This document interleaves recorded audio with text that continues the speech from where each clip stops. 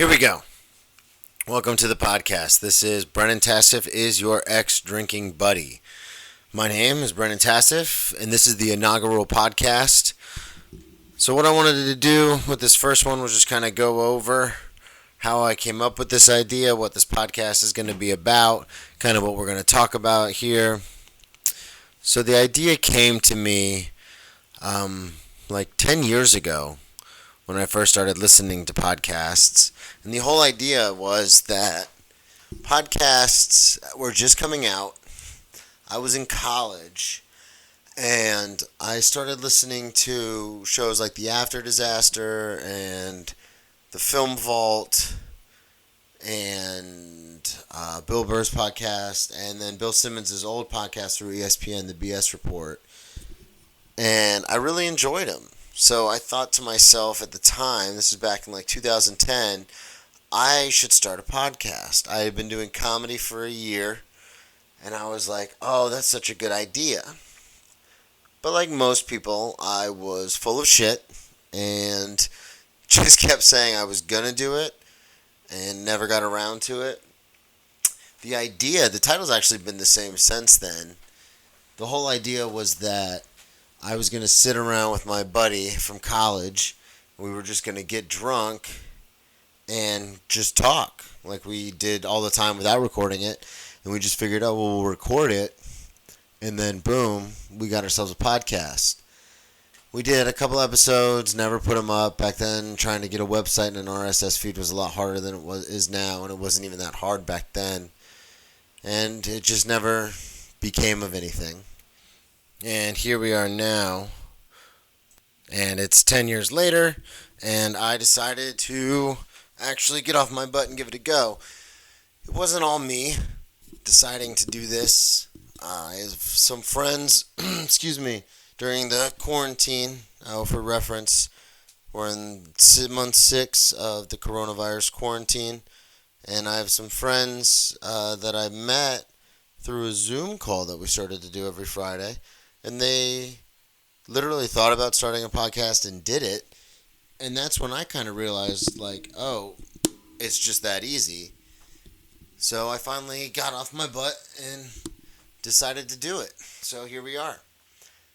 The premise, like I said, is going to be based around the talks I used to have with all my drinking buddies, one in particular. But that was a thing. So back then, everyone would have a couple drinks, then you'd all start talking, and I would always rant and rave about certain topics that I thought I knew, stuff about. So that's the whole idea of the podcast. Is to just kind of almost like an homage to like a Bill Burr style, where I'm just gonna talk about stuff that bothers me. I'll rant and rave a little bit. I'll tell some stories. Comedy-related stories about being on the road, stories about just random dumb stuff I've done. That'll probably be a lot of it. And just, things that make me mad, things that make me happy. It might get heavy from time to time. But the whole idea of the podcast is this is something that you could be like, oh yeah, I would have a beer with this guy, or I'd have a shot with this guy. I never drank beer or wine. My big thing was liquor. And now that I'm sober, I threw in the ex drinking buddy, the ex part of it, because I've been sober now 2.5 years. So I'm not really a drinking buddy anymore. But again, I do have a lot of ex drinking buddies. So a little about me. I started comedy back in 2009. Went to my first open mic. That was a lot of fun. And I kind of got the bug, but at the time I had just stopped playing college football. I played at FAU, go Owls. Oh. And I was drinking a lot. And so I did a couple of open mics. Then I got my first DUI. So I kind of stopped doing comedy for a little while because of all that. And then I got hit by a car, got a settlement later on. Blew that on like drugs and alcohol and stuff, and kept partying. And kind of stopped doing comedy. So in the last 11 years, I've been doing comedy kind of on and off. And so this is just another way to get my voice out there. And if you want to talk to me, You can find me on all social media at Brennan T Comedy. My website is brennantcomedy.com. You can always email me, brennantassif at brennantcomedy.com. And I'd love to hear from anybody out there because I honestly feel like I'm just talking into the ether. But this inaugural episode is going to be just like I said, a little bit about me, kind of where I come from, see if you can relate to it at all, and how I got here. So I was born May 29th, 1988. Now, we won't go that far back. But yeah, I was always a nerd growing up, kind of. I have an older brother who's really smart and was into like Star Trek and stuff like that. So I kind of, you always want to be like your older brother. So I kind of took after him with that kind of stuff and played a lot of video games. And I was a real anxious, kind of depressed kid growing up. So I would, just hang out in my room by myself a lot. I got bullied a lot when I was younger, which if you looked at me now, you'd be kind of surprised. Because now, I'm a 6'2", 240-pound guy that goes to the gym 6 days a week, but that's all a facade. It's fake. I talk about it on stage, but really I'm a big bowl of jello on the inside. I'm a big softy, but I look intimidating, which is always nice when you're walking down a dark alley in a city. But yeah, so I have an older brother, and then two sisters, a twin sister, and then an older sister. Typical, upbringing. Parents got divorced, did the whole weekends here, weekends there thing. And then I played football all through high school. Started actually in 7th grade playing football. I really enjoyed it. I went to college to play football. I had a few scholarship offers from real small schools. And I actually decided that if I was going to play college football, I was going to play at a Division I school. So it's like a partial scholarship or a preferred walk-on, kind of, you can call it whatever you want. I always say partial scholarship because it's easier than trying to explain, like, no, I went there and I made, I was on the team. I didn't have to try out, and they covered my, like, meal plan and stuff like that, but my tuition I had to pay for, so it's just easier just to say I was on a partial scholarship. Like I said, I went to FAU, played football for about 2.5 years, and then left the team for medical reasons. I just kept getting too many concussions, so I decided that, I was told it was in the best interest of my long-term health to leave the team. And that's also because I wasn't like a real player. I was a scout team All-American, as I like to say. I was a tackling dummy and practice squad guy.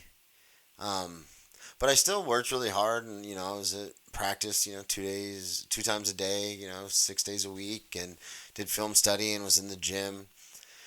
Something really strange happened when I was told I wasn't going to be able to play football anymore. You kind of have this weird like click over in your brain, like, well, wait a second, this is what I do. This is what I've done since 7th grade. So, like, what do you mean I can't do this anymore? And that's when I started drinking a lot. Like, I kind of dove headfirst into partying. I had always been a huge fan of comedy. I studied comedy like, people study history. And so I knew I wanted to do something with that, but I wasn't sure how to even start. And I'm in Boca Raton at the time, South Florida, so I was just kind of drinking and partying every day. And then I found what is known commonly as open mics. And so I started going to open mics and doing comedy, but my drinking was getting worse and worse. And so I was kind of doing comedy like once every like couple of weeks. And then I got my first DUI, and that was a long series of events, as anyone with a DUI knows. And then in 2012, I was done with school. I majored in political science, and I got a minor in American history, and then I decided to leave South Florida because I couldn't afford to stay down there anymore without student loans. But the funny thing is, when you get a DUI, you're supposed to be on probation for a year. So I was 6 months into that and then just decided to leave. I moved back home to Palm Coast with my mom. And then that didn't really work out because I'd been away from home for so long. I couldn't get back into this mindset of being under someone else's roof. And I was still partying like crazy and drinking like crazy. So I stayed with some friends, kind of bounced around. And then I got my settlement check from when I got hit by a car on a bicycle. I was obviously riding a bike because of the DUI. And I got an apartment in Daytona Beach where I grew up. I actually grew up outside of Daytona in a town called Ormond, but no one knows what that is, so I always just say Daytona. And then I blew through that money, $26,000. I blew through that in about 28 days and kind of ran out of options. And I wasn't doing any comedy at this point. I was just drinking and doing drugs like every day. Bought a bunch of like toys and everything that I eventually had to pawn within a few weeks. And I decided to move up to Oklahoma City where my cousin was living. My cousin was doing comedy up there. He was the one who introduced me to comedy when I was like 8 years old, stand-up comedy. And he was living in Oklahoma City doing comedy, doing Teach for America and then comedy at night. And he had offered for me to stay with him, so that's what I did. And that lasted about 3 or 4 months. And that's when I decided that I needed to get help. And I called my mom crying, and she told me to look at the back of the card on my insurance card, and there was a mental health number. So I called it and ended up in Jacksonville, Florida to go to rehab, which is where I currently reside. That was in 2013. So less than a year for everything to really kind of fall apart. And then when I got to, I was doing a lot of comedy in Oklahoma City though with my cousin. Then when I got to Jacksonville, I kind of wanted to keep that going. So I kept doing comedy here.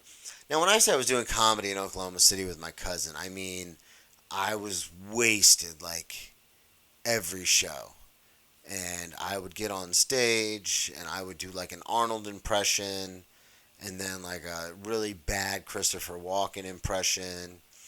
And then I would just, talk to the crowd for like 10 minutes and then get off. And a lot of you might be thinking like, oh, that sounds terrible. Well, if you do comedy or if you have done even an open mic, you understand that no show is going to let you just ramble for 10 minutes straight. I would run the light every time.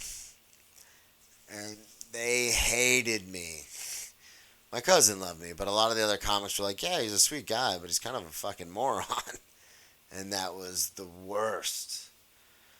Yeah, so then I came to Jacksonville, Florida, went to treatment, and then when I got out of treatment, I decided I wanted to keep pursuing comedy.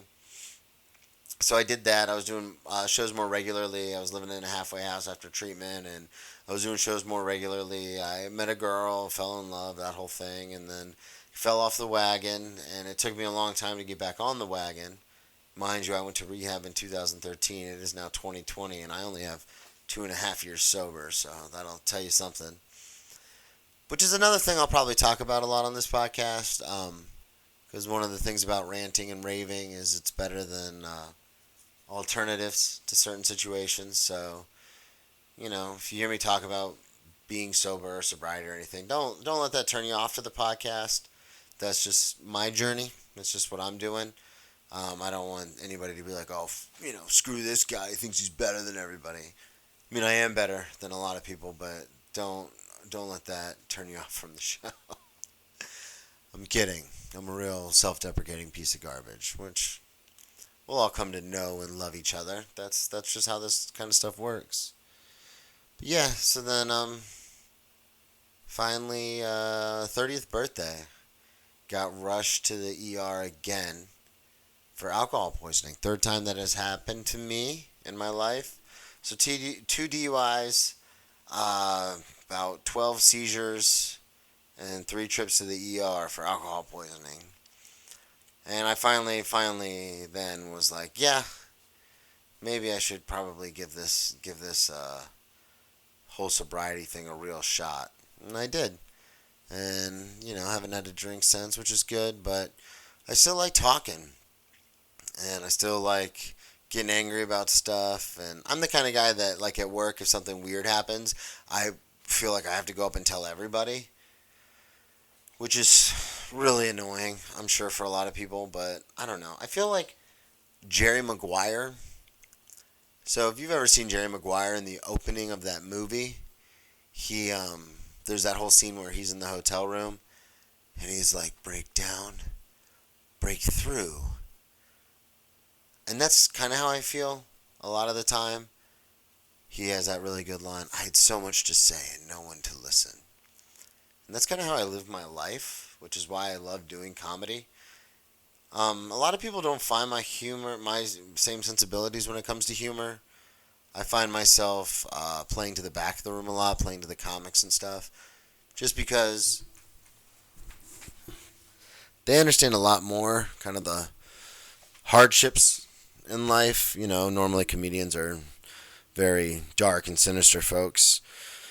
And I've realized that, especially if you play, bar shows and stuff like that, a lot of those people just don't really understand what you're trying to say.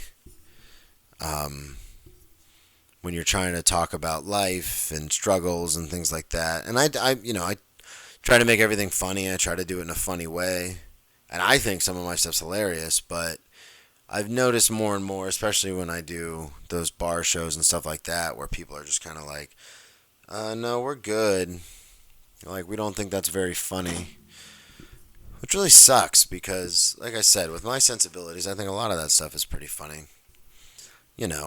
Back when I was younger and I used to carve my arms up and stuff and self-harm because I didn't know how to deal with anxiety. I turned that into jokes. But a lot of people don't get it. And that's my fault. If you want to be a good comic, you have to, make people understand. You have to describe it in a way where people understand. And a lot of times I don't necessarily do that all the time. Sometimes I'm very snobbish in the fact that I'm like, this is what I'm doing.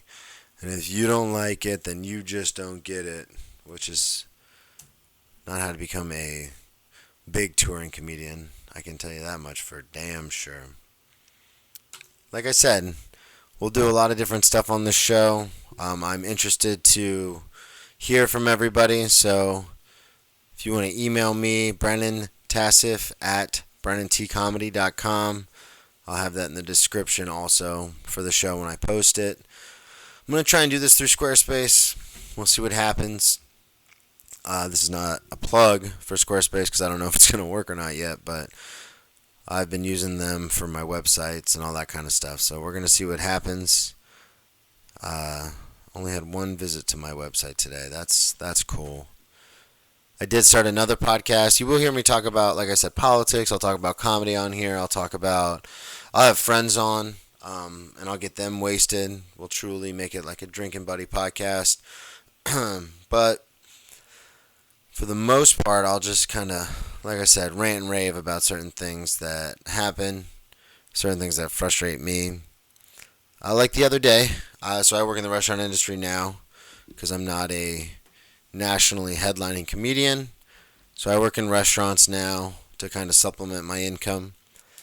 And during this whole COVID thing, to be all of my income because, there's no money to be made really anymore right now in comedy for the most part. I mean, people are starting to tour again. This is being recorded on September 16th. Should go out on the 18th, but yeah, 2020, man. It's been a real trip. But so for example, I had a table the other day come in, a little two-top, celebrating an anniversary. And the meal was good. Everything went well. They came in. So we closed at 9. Their reservation was for 8:30. They got there about 8:50. He showed up first. Then she took a while to get there. It was just kind of a mess from the start. They showed up, like I said, 20 minutes late. Her heel had broken on her shoes, so she had taken her shoes off. And I work in a pretty nice steakhouse, so it was kind of awkward that she was walking around barefoot. But then we'll fast forward towards the end of the meal. She came up to me when he was in the restroom and said, "Hey, here's our room key. I want you to give this to my boyfriend when he gets out of the bathroom. I'm going to get up to go to the bathroom, but I'm just going to go up to the room. I want him to think that I left, and then at the end of the meal when he goes to pay, give him the room key, kind of like a ha ha ha, I gotcha sort of thing." And it didn't make a whole lot of sense to me. They're staying in the hotel that's attached to the restaurant I work at. So I was kind of confused, but I do whatever, within reason that my guests asked me to do. So I said, all right, no problem. We'll do that. So the end of the meal comes. She excuses herself to go to the bathroom, and I give the guy the check. And my first instinct is, well, this was kind of a mess. I'm always going to take my own side, I guess. So I thought the service was good, but the situation was kind of just a mess. Was showing up late, her being barefoot. They didn't know what they wanted. Then he said they were ready to order, and then she wasn't. So then I had to come back, and it was just kind of weird. It was a weird vibe. And I've been in the restaurant industry now for 18 years, so I'm pretty good at reading that kind of vibe from a table. And then the bill was $191. The guy gave me $200 in cash. Now, I don't know if it's a respect thing or a force of habit or whatever it is, but I always tell my guests, always, I'll be right back with the change. Just give me one moment. And I said that like I always do. And he said, okay. Which to me was kind of crazy because I was like, well, your change is $8 and some change. And the bill was $200, and the meal was good. I was very attentive, so you're not gonna leave me anything. But I've had this happen before where I've thought that, and then I get to the table and they put like a 20 or 40 on the table. So I'm not gonna be quick to judge. I just said okay. Went to the bar, got the change, came back, handed him. I said, "Here you go, sir." Handed it down, and he literally counted it and then put it in his pocket. And now I had to give this guy his room key. And I was like, oh, by the way, your girlfriend wanted you to have this. Now, that's obviously the thing that I'm supposed to do. That's what I was supposed to do. But what really made me think was, I know where you're staying in this hotel tonight. Now, I only thought this, but I was like, I could pull so many pranks. Like keep calling the room or go up and keep knocking on the door. It's not like a super swanky nice hotel. It's not like you have to use the card to get up to the other floors. And all these thoughts just kind of race through my head like, well, if you want to stiff me on 200, I'm off tomorrow. I don't have anything to do after work tonight. I could just be like a little Dennis the Menace and start pulling pranks. And then I thought, well, if I'm thinking this now, there's someone in this world who works in a restaurant who would actually do those things. Now, I would never do those things because, like I said earlier, I'm a big teddy bear. I talk a big game, but I'm really not that tough. So I would never do anything, and it's not even like a violence thing. Like, I wouldn't even just go knock on the door or call the hotel. But it's just weird to me how people do things like that without any thought of, oh, this could go poorly. Like my ex, she was from Jersey, and that's why she said she was such an aggressive driver, but like she'd cut people off or flick people off, and I'm like, this is Florida. Like people have guns in their cars, and you don't know what kind of day they're having. Like you don't know what people are capable of. You know what I mean? That's insane to me. Because people are crazy. A lot of people are psychotic, and you just don't know like what they could do or would do or are willing to do. So I don't know. That was just something that really stuck out to me. And that was one of those things that immediately when it happened, I went and told like everybody at work. So that's why I'm sharing it with you, the listeners, now, because that's what I'm going to use this for more now. Is I'm going to talk about that kind of shit here versus to a bunch of people at work. I do have some shows coming up, which is cool. It'll be the third time since COVID that I've gotten on stage. The first time was here in the great state of Florida. The governor thought we could open up bars a little earlier than everybody else. So about 3 months into the shutdown, when a lot of us started going back to work and stuff, the governor was like, we're good. Everything's good. Open it up. So I headlined a show then. Only did 30 though, because a lot of these, it was a bar show, and a lot of these bar shows, especially when you're not getting paid, it's hey, we're just starting to reopen everything. So do you want to come out and you can headline, you can do as much time as you want, but you're not going to get paid. So a lot of times in those situations, you don't want to do more than 30. In my experience, again, I'm not a nationally touring headlining comedian, but in those situations, a lot of times the people in the bar don't know there's going to be comedy, and sometimes they do. But even then, they've seen, five, six, seven comics before you, all doing, between 5 and 12 minutes. So by the time you get up there, people are just kind of like, all right, let's go, wrap it up. Like, we get it. Ha ha ha. And then, so that was back in, God, that was in January, February, March, April, May, June, July? I think that was in July. And then this past month, August, yeah, in September, I went to Dayton, Ohio. Not to do Chappelle Saves the Summer. That would have been awesome. At Yellow Springs. But I was about 10 minutes outside of there. And I did a show. My mom and my stepdad own a pizza place slash bar out there. So my mom bribes me with stage time to come out there and do shows. It's called Old Dayton Pizza at Riverside Hideaway. It's really good pizza. Anybody in that area should definitely check it out because the pizza is really good. But she wanted me to come out, and of course they did the whole, well, we can do a show while you're up here. So I went up and did that. I actually got bumped from headlining a show at the venue my parents own, my mom and my stepdad own. But that was actually for the best because it was terrible. I shouldn't say that. I did terribly. There were a lot of comics up there, and a lot of them crushed and did really well. But again, I get in my own head and I think, like, I'm going to do my material. Like, I'm not going to dumb this down for some Joe Schmo hillbilly in, Trumptopia, USA. Like, I'm doing my material. But the problem with that is I, again, am playing to people who are listening. I'm playing to the people who are paying attention. I'm playing to people who understand what it's like to, get 2 DUIs and stuff. And a lot of times at a bar show, those aren't the people in the bar. They don't want to hear about going to rehab because they just don't want to hear about it. They don't think there's anything funny about it. Not because it can't be funny, but as soon as they hear words like sober or rehab or DUI, they kind of just turn their brains off. And so needless to say, that did not go well at all. On my set, at least. Everyone else did pretty well. There's a comic out there, Michael Wells, who helped me put it together. Shout out to Michael Wells in Dayton, Ohio. He's a one-liner comic too, so it's crazy to watch him work because he is very prolific with his one-liners, but there's so much, like, there's so much that material that he has to do, which is insane to me.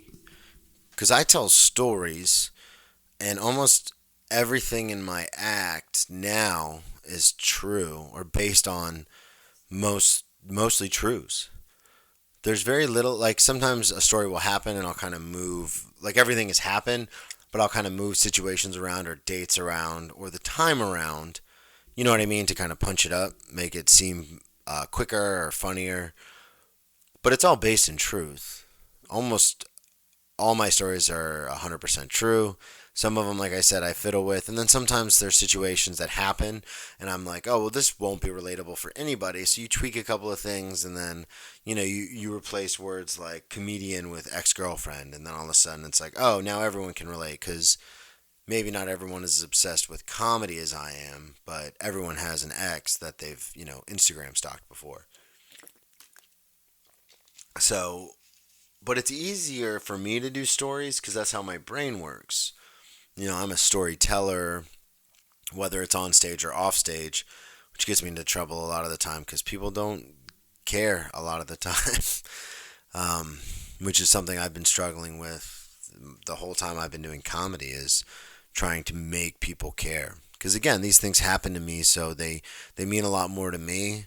And then trying to relay that to people. Sometimes it works, and when it works, it really works. Like if it hits hard, but sometimes it doesn't because people will treat comedy, like a comedy show, almost like a music show. And those things aren't the same at all. Because music you can listen to and pay attention to, But for the most part, especially if you're doing bar shows or something, you're just kind of, it's in the background. Like you're kind of half paying attention, but you can hear it and it can sound good, but you're not like into it. Like you don't have to pay extra attention to it. But that's how a lot of people treat comedy shows. It's the same way as like a music show, where they're kind of half paying attention, half listening. They'll be having a full on conversation and then like turn and listen to like a joke or two and then go back to their conversation.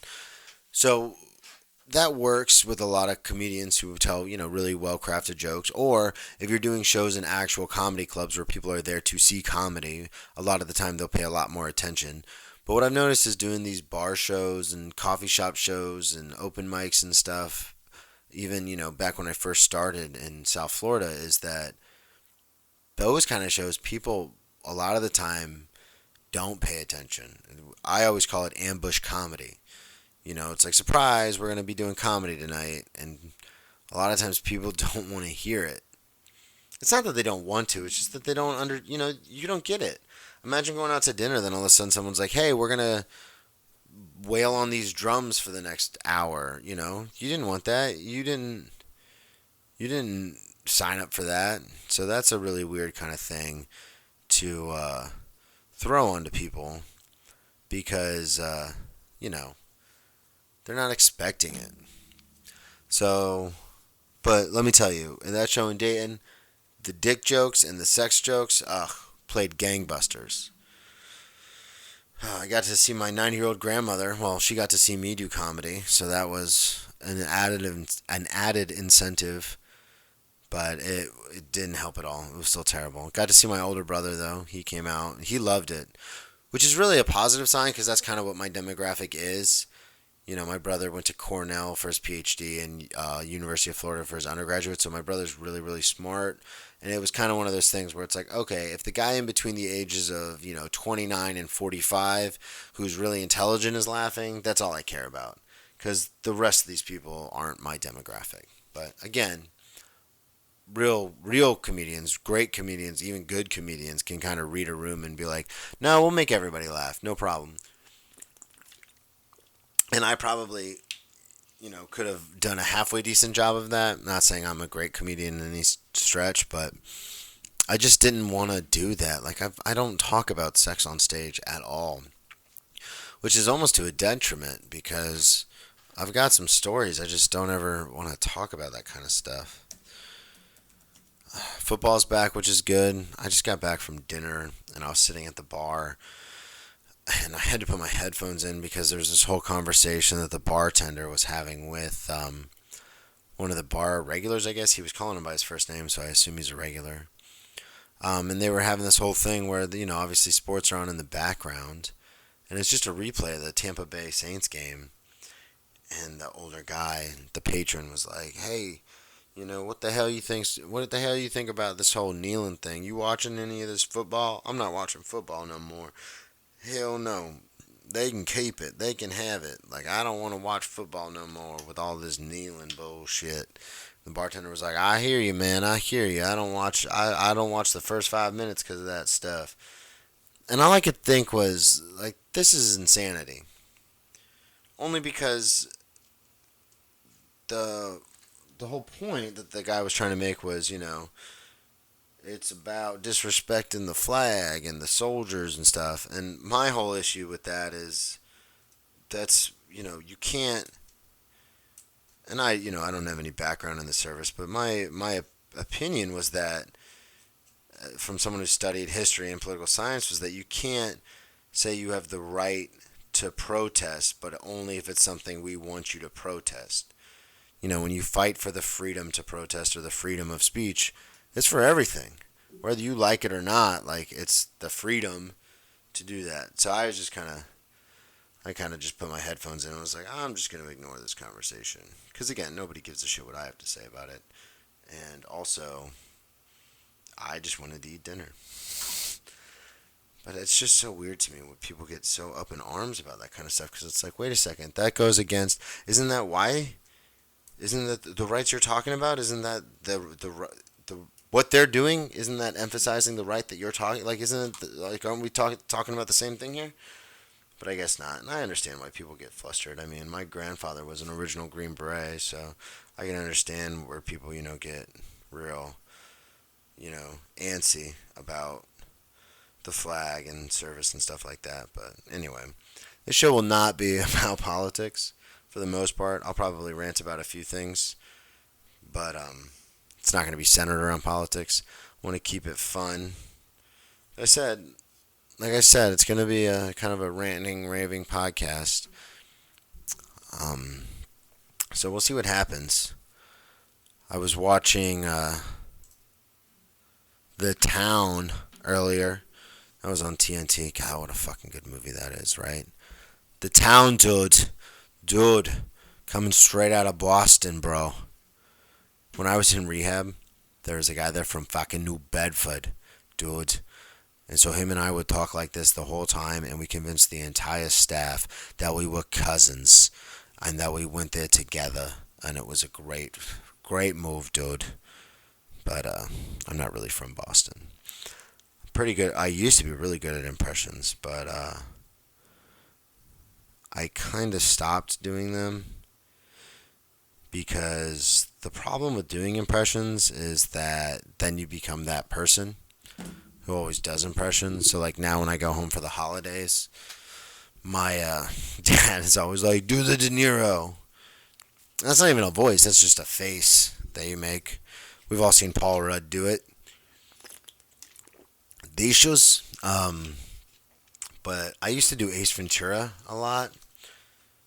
The Alrighty Then and that kind of thing. In fact, I did that one so much. Like we'd go out to eat, and my dad would be like, do it for the waitress, do it for the waitress.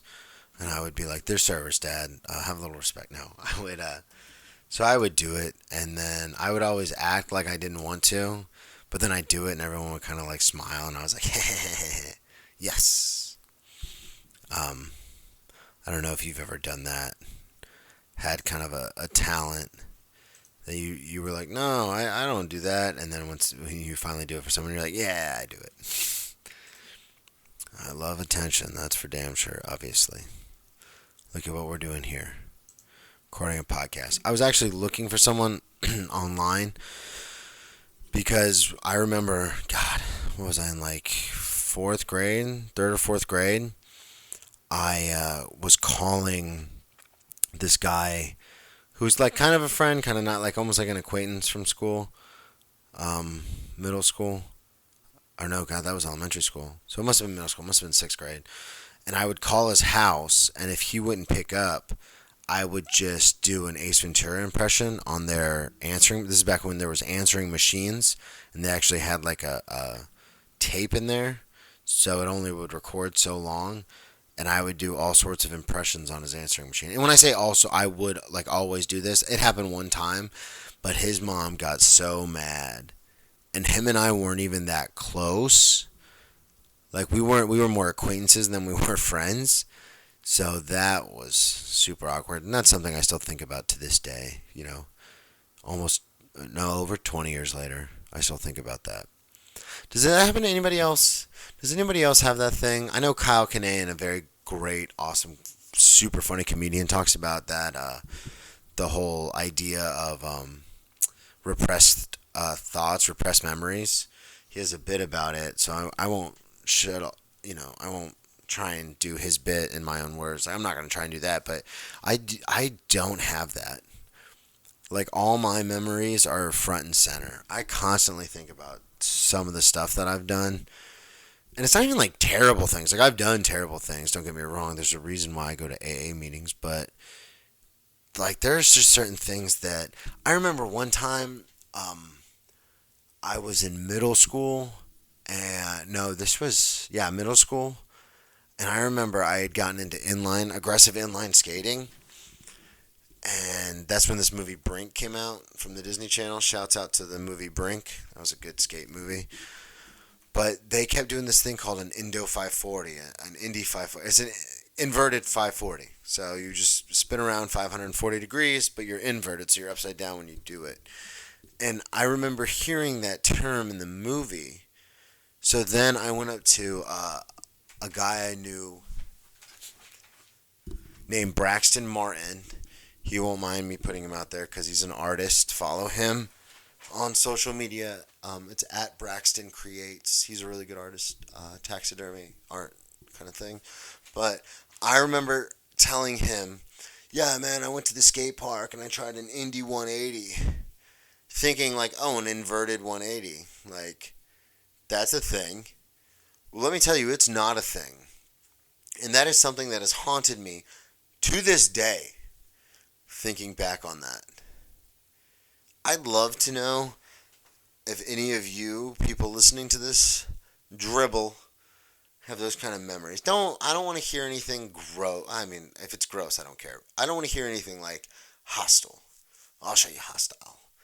That's the line from The Dark Knight. You'll get a lot of movie references out of me. I do this thing where I don't watch a lot of movies, but I watch the movies I like a lot. It's the same thing I do with comedy. I can listen to comedy albums, the same one, like 100 times. Like I've listened to Mostly Stories by Tom Segura's special, Mostly Stories, all of Bill Burr's specials, well, all of Tom Segura's specials. I listen to those like on repeat, and it's so bizarre because most normal people, like the majority of you listening, don't do that. You listen to something once or you watch something once and you go, "Oh, that was good," or "Oh, that was bad," and that's the end of it. But maybe it's because I'm an addict, but I get into this weird headspace where I'm like, no, I'm going to watch this 17 times.